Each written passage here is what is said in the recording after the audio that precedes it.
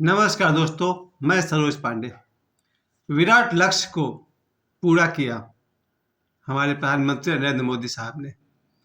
22 जनवरी का वो दिन एक ऐतिहासिक दिन बनकर रह गया है। उस दिन 500 वर्षों की दास्ता के बाद, 500 वर्षों की गुलामी के बाद एक तरह से सभी लोगों ने भगवान श्री राम लला के मंदिर में प्राण प्रतिष्ठा होते हुए देख पाए। इतना विराट लक्ष्य को मोदी जी ने कैसे पूरा किया? इसके पीछे सिर्फ मोदी जी ही नहीं, बल्कि सैकड़ों, हजारों और लाखों लोगों का प्रयास जरूर रहा है। पिछले 500 वर्षों में बहुत एक से एक बड़े योद्धा हुए इस धरती पर, भारत भूमि पर। देखा जाए तो 1527 में जब ये बाबरी मस्जिद का निर्माण हुआ होगा, उसके बाद से सबसे बड़े युग पुरुष तो बहुत ही जल्दी आ चुके थे। गोस्वामी तुलसीदास जी, उनका जन्म 1554 के आसपास हुआ था, 1554 में हुआ था, यानी कि 1554 में गोस्वामी तुलसीदास जी का जन्म हुआ। उन्होंने अपने कलम के माध्यम से श्री रामचरितमानस जो लिखा, उसका मुख्य कारण ये भी था, उस समय जो बाबर का शासनकाल था और बाबर जो मस्जिदों को बनवा रहा था, मंदिरों को तोड़ते जाता था और वहाँ मस्जिद बना रहा था। उसने सैकड़ों मस्जिद बनाए, 200 से अधिक मस्जिद बनाए और भी ज़्यादा मस्जिद बनाए, और विशेष करके वो मंदिरों को तोड़ता जाता था और वहीं मस्जिद बनाता था। उसी दौरान उसने जो भगवान श्री राम का जन्मभूमि है, वहाँ के मंदिर को तोड़ करके वहाँ उसने मस्जिद बनवाया, जिसका नाम पड़ा था बाबरी मस्जिद।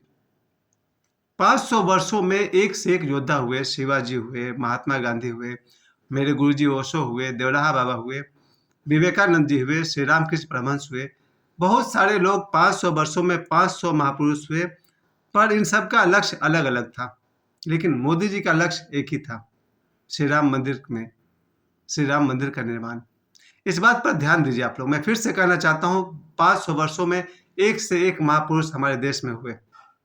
चाहे आप कितने भी लोगों को याद कर लीजिए, भगत सिंह है, चंद्रशेखर आजाद हुए हैं, महात्मा गांधी, नेहरू जी, शास्त्री जी, आप जिसका भी नाम जानते हैं, महाराणा प्रताप हैं, शिवाजी हैं। इन सब का लक्ष्य कुछ और था, लेकिन मोदी जी का लक्ष्य था श्री राम मंदिर का निर्माण करना। यही बात तो मैं आप सबसे कहना चाहता हूँ। लक्ष्य क्या था? मोदी जी का लक्ष्य था श्री राम मंदिर का निर्माण करना। ध्यान दीजिए, मैं इस बात को 3 बार कह चुका हूँ, सिर्फ इसलिए। हमारा लक्ष्य क्या होता है? लक्ष्य विराट होना चाहिए, क्षुद्र नहीं। मेरा लक्ष्य क्या रहता है? सुबह 9 बजे तक स्कूल पहुंचना। अगर आपका यही लक्ष्य है कि सुबह 9 बजे तक स्कूल पहुंचना है, तो आप जीवन में कुल मिला के यही कर पाएंगे कि 9 बजे स्कूल पहुंच जाइएगा। यही रही आपकी सफलता। अगर किसी बच्चे को लक्ष्य दीजिए कि उसे फर्स्ट डिवीजन से पास करना है, तो उसका लक्ष्य क्या है? वो 60% नंबर लाएगा, हो गया लक्ष्य पूरा।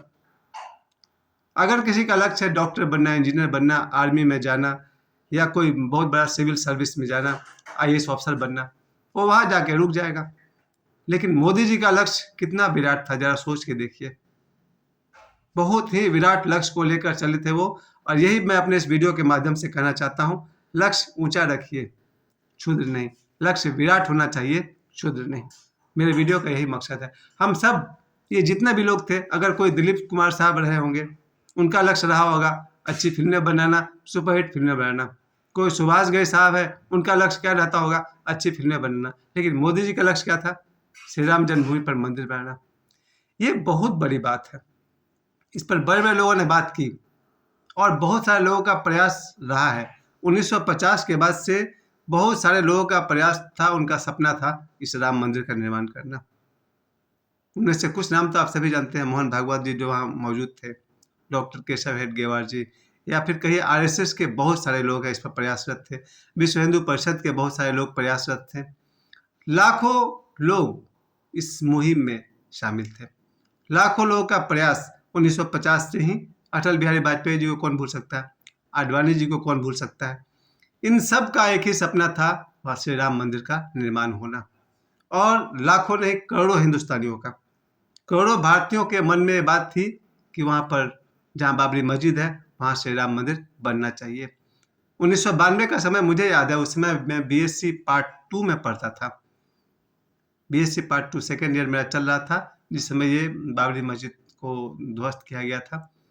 उस समय भी हम सबको लगता था कि इतना तो कंफर्म है कि बाबर का जन्म भारत में नहीं हुआ था, क्योंकि बाबर बाहर से आया था, फरगान से आया हुआ था। लेकिन श्री राम का जन्म अयोध्या में हुआ था, ये ज़्यादा कन्फर्म है। इतना तो हम सब जानते हैं कि बाबर ने अगर वहाँ मस्जिद बनाई है तो वहाँ बाबर का जन्म तो नहीं हुआ था। बाबर 1 किलोमीटर बगल में बना ले तो क्या फर्क पड़ता है। लेकिन श्री राम का जन्म अयोध्या में हुआ हो, इसमें क्या संदेह है। खैर, तो करोड़ों हिंदुस्तानियों का, करोड़ों भारतीयों का यह सपना था कि श्री राम मंदिर का निर्माण अयोध्या में हो, क्योंकि अयोध्या श्री राम भगवान की जन्मभूमि है। हम सब अपने बच्चे को कभी नहीं सिखाते हैं कि बेटा जीवन का लक्ष्य बनाओ कि वहाँ श्री राम मंदिर बने। हम सब ने अपने बच्चों को भटकाया और हमें हमारे माता पिता ने भटकाया। किसी माँ ने अपने बच्चे को ये लक्ष्य नहीं दिया कि आगे जाकर अयोध्या में श्री राम मंदिर का निर्माण करना है। हम अपने बच्चे को लक्ष्य देते हैं, अच्छा से खेलो, क्रिकेटर बनो, फिल्म स्टार बनो, नेता बनो, प्रधानमंत्री बनो, कुछ ना कुछ बनने का टारगेट देते हैं। पर किसी माँ अपने बच्चे से ये नहीं कहा कि अयोध्या में श्री राम मंदिर का निर्माण करवाओ। ये पता नहीं कहाँ से मोदी जी के मन में ये बात आई और नरेंद्र मोदी साहब ने उसका रास्ता निकाला। यही खास बात है। मेहनत तो बहुत लोग कर रहे थे, लाखों लोग, हजारों लोग, बड़े बड़े लोग हैं जो मेहनत कर रहे थे। कुछ रास्ता तो होना चाहिए था। और रास्ता क्या था? रास्ता सिर्फ एक था कि वहाँ बाबरी मस्जिद के पास भगवान राम का मंदिर बन सकता है तो सिर्फ एक शर्त पर, हिंदू मुस्लिमों के सहयोग से।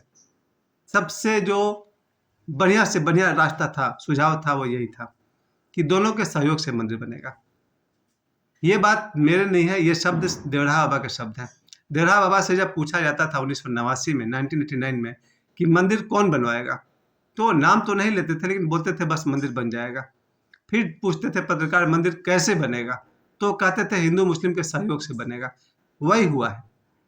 बहुत बड़ी बात है कि बहुत सारे, शायद हजारों नहीं, लाखों मुसलमान ने इस बात को समझा कि भारत में श्री राम का जन्म हुआ हो, ये संभव है।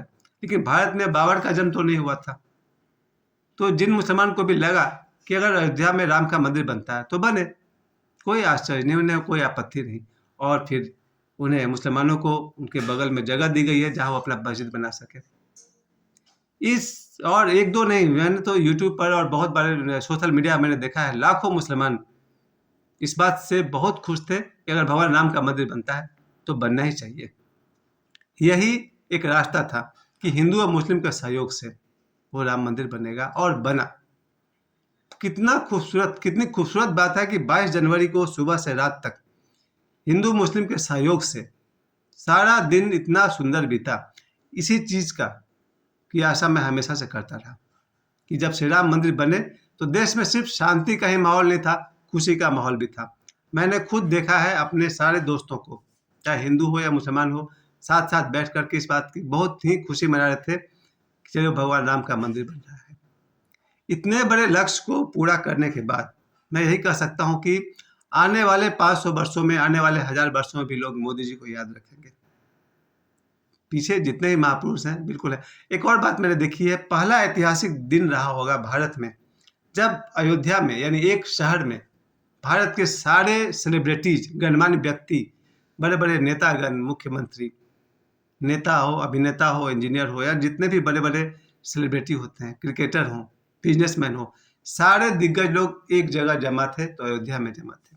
इससे पहले आप याद कीजिए 15 अगस्त में ऐसा मौका तो नहीं आता था कि देश के सारे बड़े लोग एक जगह हों, या 26 जनवरी कह लीजिए, या ऐसा कोई भी मौका, 1 जनवरी बताइए, कोई भी ऐसा मौका नहीं मैंने देखा है अपने जीवन काल में कि भारत के एक ही शहर में भारत के लाखों बड़े लोग एक जगह उपस्थित थे। ये दिन आया था 22 जनवरी, यानी कि परसों 22 जनवरी 2024 को अयोध्या में बहुत बड़े बड़े नेता आए हुए थे, अभिनेता, बॉलीवुड के सारे एक्टर्स आए हुए थे, और जितने भी साधु समाज के बड़े बड़े संत हैं, मेरे बाबा बागेश्वर, वहाँ पहुँचे हुए थे। इसके अलावा आप बिजनेस की दुनिया के मुकेश अंबानी साहब कहिए, क्रिकेटर्स कह लीजिए, यानी कि पहली बार ऐसा मैंने जमघट देखा कि भारत के सारे बड़े लोग एक शहर में इकट्ठा हुए थे। ऐसा दिन कभी नहीं आया होगा। देखा जाए तो 50 किलोमीटर का एरिया रहा होगा उस समय, 50 स्क्वायर किलोमीटर के एरिया में विश्व के, खास करके भारत के, विश्व से भी आए होंगे, देश विदेश से भी लोग आए होंगे। उस दिन तो वीआईपी लोग को ही बुलाया गया था, ताकि जो भी हो, वीआईपी का मैं महत्व मैं भी समझता हूँ। एक आदमी जब आता है, एक आम आदमी जब आता है तो वो आता है, और जब कोई वीआईपी आता है तो उसे सैकड़ों हजार लोगों पर काम करना होता है, वो उनका प्रतिनिधित्व बनकर आता है। देखा जाए, अगर एक आम नागरिक मंदिर जा रहा तो आम नागरिक मंदिर जा रहा, लेकिन अगर एक डीसी को बुलाया जाए तो डीसी वो है जो 20 लाख लोगों को एक साथ लेकर चलता है। तो मैं इस बात से एग्री हूँ कि सेलिब्रिटीज़ को और बड़े लोगों को बुलाया गया, ये अच्छी बात है। और उससे बड़ी खुशी की बात, 22 जनवरी तो सुबह से लेकर रात तक एक सुंदरता का माहौल रहा ही। अगले दिन से यानी कि कल से सभी लोगों के लिए, जनसाधारण के लिए उस मंदिर के द्वार खोल दिए गए हैं और कहा जाता है कि कल 5 लाख से अधिक लोगों ने दर्शन किया और इस तरह से लोगों का दर्शन करने का कतार बनता चला जा रहा है। चलिए, मैं इस वीडियो के अंत में मैं आपसे एक बार फिर से कह दूं, 22 जनवरी को 500 वर्षों का पुराना सपना पूरा हुआ है और उसका कारण था लक्ष्य विराट रखना चाहिए, क्षुद्र नहीं। यही मेरे वीडियो बनाने का मकसद था। मोदी जी का लक्ष्य विराट था, क्षुद्र नहीं। हम सब जो लक्ष्य बनाएंगे वही पाएंगे। चलिए, अभी का तो मेरा यही, मैं फिर से कहूँगा एक बार, बहुत ही खुशी का दिन मेरा सौभाग्य रहा है और हम सब का सौभाग्य है कि इस ऐतिहासिक दिन को 22 जनवरी, और उस दिन 3 चीज मेरे लिए हुआ था। 22 जनवरी को अयोध्या में श्री राम लला जी का प्राण प्रतिष्ठा हुआ। दूसरी बात, 22 जनवरी को पाथरडी कोरवाश्री में हनुमान जी के मंदिर में हनुमान जी की मूर्ति का प्राण प्रतिष्ठा हुआ। और तीसरा, 22 जनवरी को ही मेरे घर में शाम 4:30 बजे स्मार्ट टीवी आएगा, यानी उसका प्राण प्रतिष्ठा हुआ।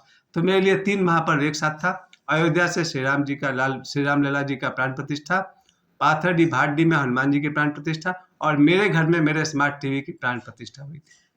प्यारे दोस्तों, मेरे समय देने के लिए आप सभी को बहुत बहुत धन्यवाद और आप सभी को मेरा यही संदेश है, लक्ष्य विराट रखें, क्षुद्र नहीं। धन्यवाद।